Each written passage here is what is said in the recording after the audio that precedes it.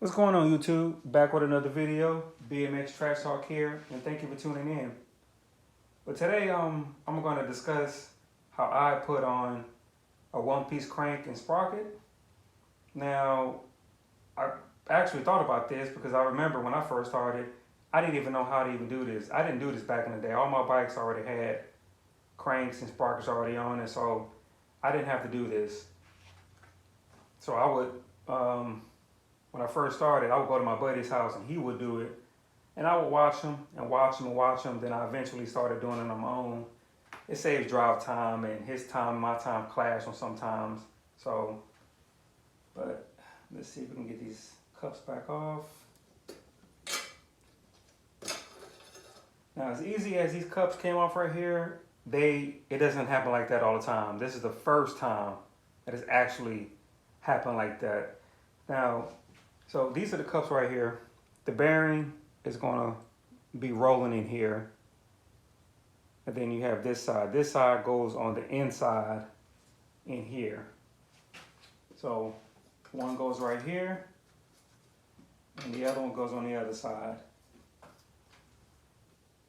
Now, a lot of the times I have to get like a 2x4 and I have to turn the bike sideways on the ground and make sure I hit in a circle pattern to put this on. That's how I do it. There's other ways of doing it. There's easier ways of doing it. I don't want to spend the money on no bike stand or none of that easy stuff. Maybe later on when I start slowing down on getting parts and stuff and building these bikes. But as of right now, I'm full throttle on getting the parts I need to finish the builds. So you have the bearings right here. You have the spacer right here, and this one has the indentation on it. This is a regular spacer, and this one don't have no indentation on it, so it's a full circle.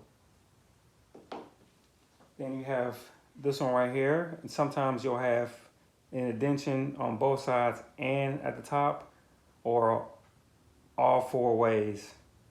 But you definitely need this. And this one goes on the sprocket side. And this one has two slits in it. And this one goes on the other side of the sprocket. Then you have just bearing grease. You can get this from anywhere, any auto parts store. You got your little towel over there to wipe your hands off when you're done. And this is the sprocket and disc that I'm using. And this is a tough neck. So it's engraved, and it's engraved at the top. I want to go with something different with this one. And this is the one piece crank that I'm going to use. This is just a regular chrome moly. It says chrome moly right here, stamped. And this is like the lower chrome moly that I will use. On my Kuhara, I have one that has Sagino on it, chrome moly. So this is when you know that it's 100% chrome.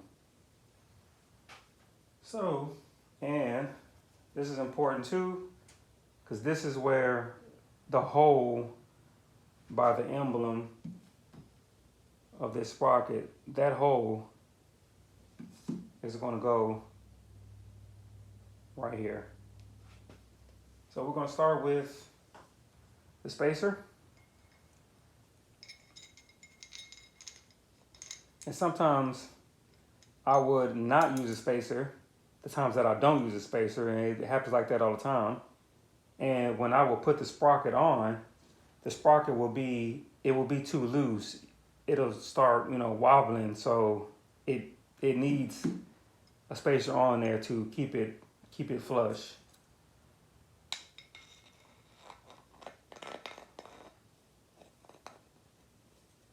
And you're just gonna slide that little indentation on there.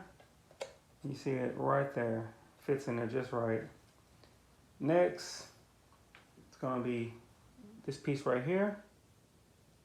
And we're gonna go with the flat side on. And I'm not gonna tighten none of this stuff down. I don't ride this bike in no ways. So this one right here, you're gonna turn to the right, and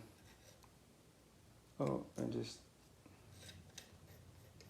sprocket just moved. And turn this one to the right until it's on there.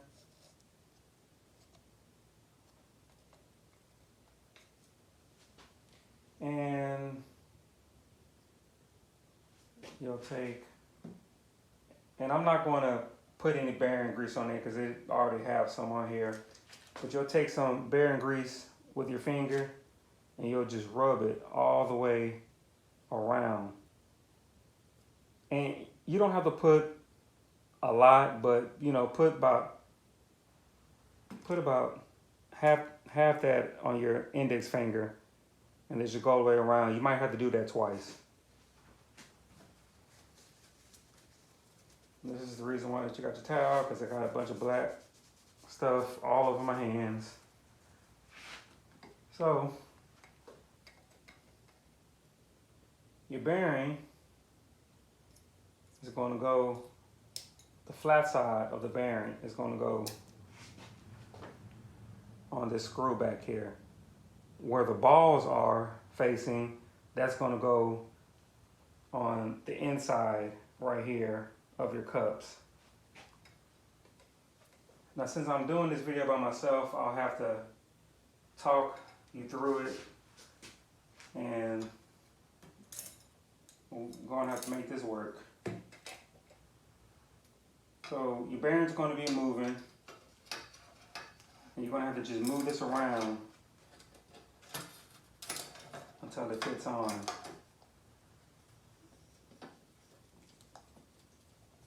Just like that, it's on. I know some of you guys thinking, well, if you had a bike stand, it'd be a whole lot easier. Yeah, what I spent on that bike stand, I can go give me $100 part. So then you'll take this bearing right here, where the balls are, and you'll put them on, and it's going to face the inside of this cup.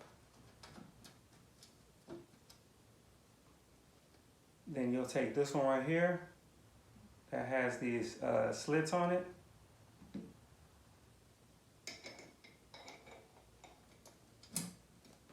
And this was going to turn the opposite way. So it's going to be turning to the left. And I get it mixed up every time, especially when I'm taking a bike apart. I get it mixed up like that all the time. You're going to screw it until it's flush against the bearing. And as it's screwing on, you'll start feeling everything tightening up, and the crank and the sprocket won't move as much. And all I'm doing right now, I'm just taking my nail and just moving it, getting it tight. Now, you don't want to put it on too tight, because like right here, it's turning perfect. Right on point. If you put it on too tight, and some people will take a hammer and a flathead screwdriver and they'll tighten it up, and it'll have a hard time turning. It'll start turning like that, and that's too tight, so you have to back that off some. Now, since I don't have that much thread left, I'm just going to go ahead and put this screw on. Sometimes if you got more thread left, and what I mean by that, this thread right here, you'll have to use this right here, and this is the one that has the indentation on it. And there's a line on the crank that goes all the way across, and that's what that little indentation will go through. But since I don't have that much thread, I'm just going to use this screw.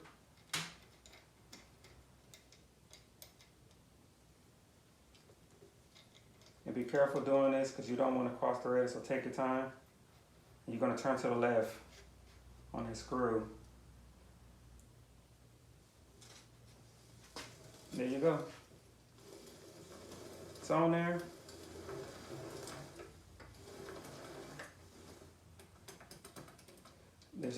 There's some play in it because it's not tightened up all the way. I hand snugged everything. That's what I do with a lot of my parts.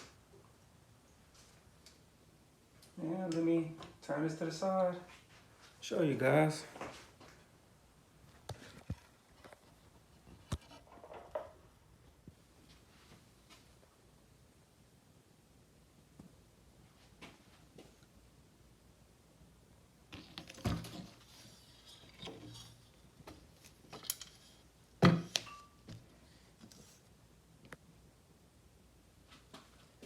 There you go. It's on there. If you like what I'm doing, hit that subscribe button. Like the video, please.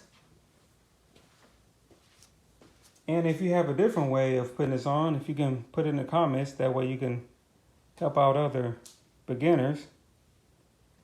Ring that notification bell, that way you catch my videos when they come out. And I'll see you guys in the next one. Later.